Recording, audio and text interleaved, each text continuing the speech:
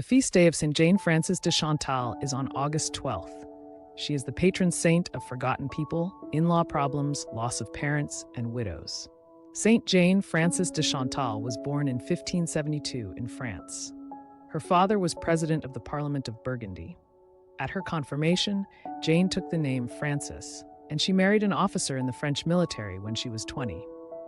He had a large estate that had fallen into disrepair since his mother died. Jane immediately established regular order among the staff. The couple had 7 children, 3 of whom died soon after birth.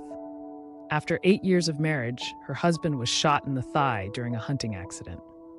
He survived for 9 days, enduring painful surgeries from an incompetent doctor. When he died, Jane was left a widow at the age of 28.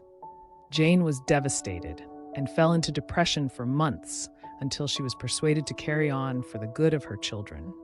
She prayed that God would show her a holy guide who could help her discover what she was to do with the rest of her life. During one period of prayer, she had a vision of a man whom she did not know. Later, when she witnessed St. Francis de Sales preaching in her town, she recognized him as the man from her vision. St. Francis would visit her father's home frequently, and over the course of sharing meals with him and her family, Jane came to trust his wisdom. She turned to him for direction, and he encouraged her to attend to her responsibilities, to pursue holiness in her role as mother and a woman in the world. She kept a strict schedule, dedicating much time to prayer and the care and education of her children, and she also visited sick people who lived in her neighborhood, sometimes staying up the whole night to sit with them as they lay dying. When her children were teenagers, St. Francis encouraged Jane to establish a new religious community of sisters and helped her open a convent for the Sisters of the Visitation of Mary in 1610. St. Francis envisioned the order to be active in the world, serving others, and to be a place for women to go if they had not been accepted by other orders.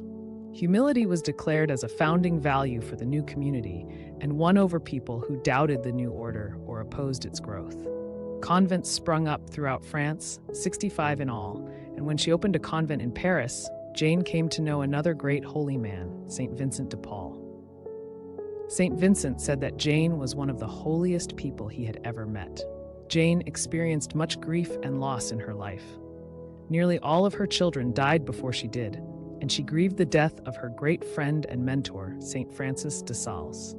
She was confronted with temptation and periods of dryness in prayer, and met many obstacles in her work. Through it all, she remained humble and faithful. "Destroy, cut, burn whatever opposes your holy will," she prayed. She died at the age of 69 and was buried next to St. Francis de Sales in the original convent they established.